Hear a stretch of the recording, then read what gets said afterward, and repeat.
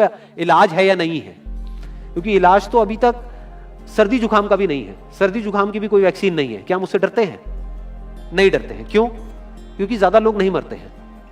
तो सबसे पहले डेथ रेट कैलकुलेट करते हैं कि एग्जैक्टली कितना है। कितने टेस्ट हुए? 40 लाख टेस्ट हुए, उसमें से 2 लाख लोगों को हुआ, तो नियर अबाउट एवरेज कितनी आई? 5%। अगर यही हमने 4 करोड़ टेस्ट करे होते तो कितने डिटेक्ट हो गए होते? अब तक 20 लाख हो जाते। 40 करोड़ करे होते तो कितने हो जाते? 2 करोड़ हो जाते। टोटल अगर कर लिए होते हमने टेस्ट 130 करोड़ का, तो कितना नंबर निकल करके आ जाता? Near about 5 crore. इसका मतलब 5 करोड़ लोगों को या तो आज की डेट में है या हो चुका है। और एक और मजे की बात यह है कि कोरोना में ऐसा नहीं है कि जिसको भी होता है उन सबके सिम्टम्स आते हैं। 80% से ज्यादा जो केसेस होते हैं वो असिम्टोमेटिक होते हैं, उनमें कोई सिम्टम्स नहीं आते हैं। यानी अगर मुझे हो गया है और मैं ठीक भी हो गया हूं तो मुझे पता तक नहीं है। वो तब मुझे पता लगेगा अगर मैं अपने टेस्ट कराऊंगा जिसको एंटीबॉडी टेस्ट बोलते हैं, और मेरी बॉडी में एंटीबॉडीज मिलेंगी, तब मैं कह सकता हूं कि हाँ मेरे को था और वो ठीक हो गया है। तो अभी अगर हम बेसिक सी कैलकुलेशन करें तो 5 करोड़ निकल करके आ रहा है नंबर। उसमें से डेथ कितनी हुई है? 5800। तो 5 करोड़ में से 5800 डेथ हुई है। पहले तो इसको कैलकुलेशन को हमको ठीक करना है। डेथ को अंडर रिपोर्ट करने का कोई तरीका नहीं है, बल्कि ओवर रिपोर्ट किया जा सकता है। ओवर रिपोर्ट कैसे? फॉर एग्जांपल आपकी बॉडी में टेस्ट हुआ, आपकी बॉडी में मिला कोरोना वायरस, लेकिन आपके अंदर पहले ही बहुत सारी प्रॉब्लम्स चली रही थी, तब भी आपकी किसी ना किसी वजह से डेथ होने ही वाली थी। बट क्योंकि ये कोरोना आया आपकी बॉडी में, इस वजह से आपकी डेथ हो गई, तो ये ट्रिगर कर गया। तो ये जो 5800 का नंबर है, ये इससे कम तो हो सकता है, इससे ज्यादा होने के चांसेस बहुत कम है। बट एक बार को हम मान लेते हैं कि इतना ही है नंबर, ना कम है ना ज्यादा है। तो कितनी परसेंटेज निकल करके आई? 5 करोड़ में से अगर 5800 डेथ्स हुई हैं तो क्या परसेंटेज निकल करके आई? Near about 0.01%। ये उससे बहुत कम है जितनी डेथ्स हमारे यहां पे होती हैं रोड एक्सीडेंट की वजह से। हर साल की अगर हम एक कैलकुलेशन देखें तो 1.5 लाख से ज्यादा डेथ हो जाती है इंडिया में रोड एक्सीडेंट्स की वजह से। हर 4 मिनट में एक डेथ होती है रोड एक्सीडेंट की वजह से। और अगर अभी आप देखोगे सड़कों पे एक बहुत ही फनी चीज नजर आ रही है। 2 व्हीलर पे जा रहे हैं, मास्क सबने लगाए हुए हैं, कभी भी नोट करना इस चीज को। हेलमेट नहीं पहने हुए, हेलमेट बहुत कम लोगों ने पहने हुए हैं। इससे हमको क्या समझ आ रहा है? क्या ये समझदारी है, बेवकूफी है? क्योंकि हेलमेट ना लगाने की वजह से उनके मरने के चांसेस उससे बहुत ज्यादा है, कई गुना ज्यादा है जितना कि कोरोना से मरने के उनके चांसेस है। तो ये डर है जो चारों तरफ फैल रहा है, और मीडिया डर को और बढ़ाता चला जा रहा है। और क्योंकि सही इंफॉर्मेशन किसी के भी पास में नहीं है, या सही कैलकुलेशन किसी के पास में नहीं है, ये जो अभी हम कर रहे हैं इसको मैथमेटिकल मॉडलिंग बोलते हैं। यानी एक डेटा को देख करके एक मॉडलिंग करी जाए और फिर समझा जाए कि एक्चुअल में जो सही डेटा है वो क्या है। ये नहीं कि लिमिटेड डेटा के बेस पे हम कोई भी कंक्लूजन ड्रॉ कर लें और उसके बेस पे डरते रहें। तो अगर इसका डेथ रेट 0.01% है तो हम सब इतना डर क्यों रहे हैं? क्या कुछ और है जिससे हमको डरना चाहिए, जिससे हम नहीं डर रहे हैं, जिसके बारे में कोई बात नहीं कर रहा है, जो इससे लाख गुना ज्यादा भयानक है? मतलब कोरोना से लाख गुना ज्यादा खतरनाक कुछ है जिससे हम नहीं डर रहे हैं और इससे हम डर रहे हैं। वो क्या है जिससे हमको डरना चाहिए? अनएम्प्लॉयमेंट। अभी पीछे कुछ आर्टिकल्स आए थे न्यूज़पेपर में जहां पे एक फिगर आई थी निकल करके, I am not too sure ये फिगर कितनी सही है कितनी नहीं है, जहां पे आया था कि 13 करोड़ लोग अनएम्प्लॉयड हो गए। इस फिगर से हमको डरना चाहिए। 13 करोड़ लोग अनएम्प्लॉयड होने का मतलब हम समझते हैं कि इसका मतलब क्या है? इसका मतलब ये, अगर इकोनॉमी पॉइंट ऑफ व्यू से देखोगे, कि ये जो 13 करोड़ लोग हैं ये अपने जो खर्चे हैं वो अब बहुत ही लिमिट में कर देंगे। जिस बंदे की नौकरी चली गई है, क्या वो जाकर के मार्केट में नए कपड़े खरीदेगा? क्या अपने बच्चों के लिए खिलौने खरीदेगा? ट्रैवल एंड टूरिज्म तो भूल ही जाओ। ऐसी और हजारों इंडस्ट्रीज हैं जिनकी धज्जियां उड़ जाएंगी क्योंकि डिमांड कम हो जाएगी ओवरऑल इकोनॉमी के लेवल पे। जब डिमांड कम होगी तो क्या करना पड़ेगा इन ब्रांड्स को, इन कंपनीज को क्या करना पड़ेगा, इन मैन्युफैक्चरर्स को क्या करना पड़ेगा? अपनी सप्लाई को कम करना पड़ेगा।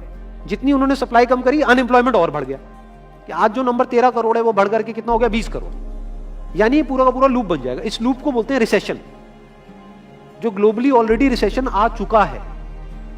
और अगर यही रिसेशन और डीप होता चला जाए तो उसको बोलते हैं डिप्रेशन, जहां से एक इकोनॉमी को बाहर आने में 5 से 10 साल लगते हैं। तो इकोनॉमी का पहले ही बुरा हाल था, प्लस इस कोरोना की वजह से और बुरा हाल हो गया है, प्लस जो रहा सहा हमारा जो अपना डर है वो सिचुएशन को और खराब करता चला जा रहा है। और इस डर को हर कोई बढ़ा रहा है, कोई भी कम करने का काम नहीं कर रहा है। एक्चुअल में अगर आप मेरे स्टैंड पॉइंट से देखोगे तो डरने की कोई जरूरत ही नहीं है, क्योंकि जो डेथ रेट है वो बहुत ही कम है। तो हम डर क्यों रहे हैं? सोचो। बस इसलिए कि डेथ नहीं होनी चाहिए। अगर यही हमारा ऑब्जेक्टिव है कि डेथ नहीं होनी चाहिए, मतलब हम कहते हैं कि किसी की डेथ नहीं होनी चाहिए, तो फिर तो लॉकडाउन परमानेंट हो जाना चाहिए, सड़कों पे निकलना ही नहीं चाहिए, क्योंकि सीधा सीधा 1.5 लाख डेथ बचेंगी। 1.5 लाख लोग जो हर साल एक्सीडेंट में मरते हैं, उनको हम बचा सकते हैं ना, उनकी लाइफ बच जाएगी। परमानेंट कर दो लॉकडाउन को। कैसा है आइडिया? ये बिल्कुल ऐसा है जैसे मैंने एक आदमी की एक कहानी सुनी थी, उसके घर में एक चूहा घुस गया, तो उस चूहे को उसने पकड़ने की बड़ी कोशिश करी, लेकिन वो चूहे को नहीं पकड़ पाया। तो एंड में उसने क्या किया, घर पे आग लगा दी, अपने घर में आग लगा दी। उसके बाद भी चूहा तो बच करके निकल गया, घर चला गया, घर जल गया। यही हालत है इसकी, कोरोना की। इस डर को हमको खत्म करना पड़ेगा, तब जाकर के इस प्रॉब्लम का एक्चुअल में सॉल्यूशन निकलेगा, जो रियल प्रॉब्लम है। और रियल प्रॉब्लम कोरोना नहीं है। रियल प्रॉब्लम क्या है? हमारी जो इकोनॉमी है। रियल प्रॉब्लम क्या है? अनएम्प्लॉयमेंट। तो इस वीडियो के थ्रू मैं अपनी एक हम्बल रिकमेंडेशन देना चाहूंगा गवर्नमेंट ऑफ इंडिया को, या जो भी लोग एक पर्टिकुलर पोजीशन पे हैं उन लोगों को, कि हमको टेस्ट करने कम करने हैं, टेस्ट बढ़ाने नहीं है। अभी हम गलती क्या कर रहे हैं? टेस्ट बढ़ाते चले जा रहे हैं, जिसकी वजह से केसेस बढ़ते चले जा रहे हैं, जिसकी वजह से डर बढ़ता चला जा रहा है। गवर्नमेंट क्या एक क्राइटेरिया नहीं बना सकती कि जो क्रिटिकल केसेस है बस उन्हीं का टेस्ट करो, क्योंकि उन्हीं को हॉस्पिटल में एडमिट करने की जरूरत है, तो उन्हीं का टेस्ट होना चाहिए ना। जो वैसे ही ठीक हो रहे हैं, अपने आप ही ठीक हो रहे हैं, जिनको माइनर सिम्टम्स हैं और वो खुद ही ठीक हो रहे हैं, उनका टेस्ट करने की क्या जरूरत है? उससे तो पैनिक और बढ़ेगा। और अगर टेस्ट कर भी दिया तो हम करने क्या वाले हैं? उनको क्या हॉस्पिटल में एडमिट करने वाले? नहीं, घर पे क्वारंटाइन करने वाले हैं। अभी जो क्वारंटाइन वाला फंडा है, ये भी जब बेस छोटा होता है तब तो काम करता है, जब करोड़ों में हो जाता है तब काम नहीं करता है। मैं अगर एग्जांपल से समझाने की कोशिश करूं, जो मेरी थॉट प्रोसेस है उसको, इमेजिन करो एक ऐसी सिचुएशन है कि हमें घर में है और चारों तरफ से बाढ़ आई हुई है, और ये जो घर है हमारा वो ऐसा है, इसको इमेजिन करो जहां पे हजारों दरवाजे हैं। तो हम क्या करें, इसमें से एक दरवाजे को पकड़ लें और उसी को पक्का करते चले जाए। ये है क्वारंटीन, और बाकी के हजारों खुले पड़े हैं। एक को हम पक्का करते चले जा रहे हैं, क्योंकि यहां से पानी अंदर नहीं आना चाहिए। इंडिया की पॉपुलेशन क्या है? 130 करोड़। टेस्ट कितने हुए हैं अभी तक? 40 लाख। डेली के कितने हो रहे हैं? 1 लाख। महीने के कितने हुए? 30 लाख। साल के कितने हुए? 3 करोड़ 60 लाख। तो यानी कि अगर हमको सबका टेस्ट करना है तो कितने साल लगेंगे? 36 साल। तो जब हमको दिख रहा है साफ साफ कि हम सबका टेस्ट कर ही नहीं सकते, तो हम टेस्ट क्यों बढ़ाते चले जा रहे हैं? या तो सबका टेस्ट करो और सब में से सबको देख करके सबको क्वारंटाइन कर दो। ये बिल्कुल ऐसा हुआ कि वो जो घर है जिसकी मैंने अभी बात करी, या तो उसको हर तरफ से सिक्योर करो कि अगर उसके 1000 दरवाजे हैं तो एक को बंद मत करो, सारे बंद कर दो। तब आप कह सकते हो कि यहां पानी अंदर नहीं आएगा, कि हमने 130 करोड़ लोगों का टेस्ट कर लिया है, उसमें से केसेस निकल गए हैं 6 करोड़, और 6 करोड़ को हमने क्वारंटीन कर दिया है। अब ये आगे नहीं फैलेगा, अब 6 करोड़ से 10 करोड़ पे नहीं जाएगा। बट हमने टेस्ट ही करे 40 लाख, जिसमें से केसेस आए 2 लाख। अगर इन 2 लाख को हमने क्वारंटीन कर भी दिया तो बाकी करोड़ों लोग तो बाहर घूम रहे हैं ना, तो उससे होगा क्या? तो अब हमको समझ जाना चाहिए कि इसको रोकने का कोई तरीका नहीं है। तो अब इसका प्रैक्टिकल सॉल्यूशन क्या है? गवर्नमेंट की तरफ से हमको सिर्फ ये इंफॉर्मेशन चाहिए कि भैया अभी कितने बेड्स ऑक्यूपाइड हैं आपके स्टेट में, और अभी कितने और आपने अरेंजमेंट कर रखा है, और कितने और कर सकते हो। अब वो बेड चाहे किसी हॉस्पिटल में हो, चाहे किसी होटल में हो। और प्लस ये इंफॉर्मेशन क्यों नहीं जा रही लोगों के पास में कि इतना डरने की जरूरत नहीं है जितना आप डर रहे हो। हाँ ठीक है, प्रिकॉशंस लो, सेफ्टी मेजर्स लो, सोशल डिस्टेंसिंग को मेंटेन करो, लेकिन इतना डरने की जरूरत नहीं है जितना आप लोग डर गए हो, क्योंकि डेथ रेट कम है। ये इंफॉर्मेशन जानी चाहिए अब लोगों के पास में, वक्त आ चुका है। अगर ये नहीं गई तो प्रॉब्लम सॉल्व नहीं होने वाली इकोनॉमी के लेवल पे। कॉन्फिडेंस खत्म हो चुका है, रियलिटी को हमको पहले समझना होगा। अभी प्रॉब्लम क्या हो रही है? हम कह रहे हैं कि हाँ कंस्ट्रक्शन एक्टिविटीज अलाउड है। गवर्नमेंट को क्या लग रहा है? अलाउड बोल करके सारी प्रॉब्लम सॉल्व हो जाएगी। अलाउड तो हो गई, बट मेरे जो फ्रेंड्स हैं जो कंस्ट्रक्शन इंडस्ट्री में हैं, वो बता रहे हैं कि लेबर ही नहीं है, लेबर सारी अपने गांव चली गई है। तो अब कौन कंस्ट्रक्शन करेगा वहां पे? अब ये लेबर चली तो गई है, इसको वापस कैसे बुलाओगे? मीडिया में अगर रोज ये दिखेगा कि केसेस बढ़ रहे हैं, केसेस बढ़ रहे हैं, केसेस बढ़ रहे हैं, वापस आएंगे वो लोग? 1 से लाख नहीं आएंगे। तो उनको मीडिया में क्या दिखना चाहिए, न्यूज में क्या दिखना चाहिए कि अब ये प्रॉब्लम सॉल्व हो रही है।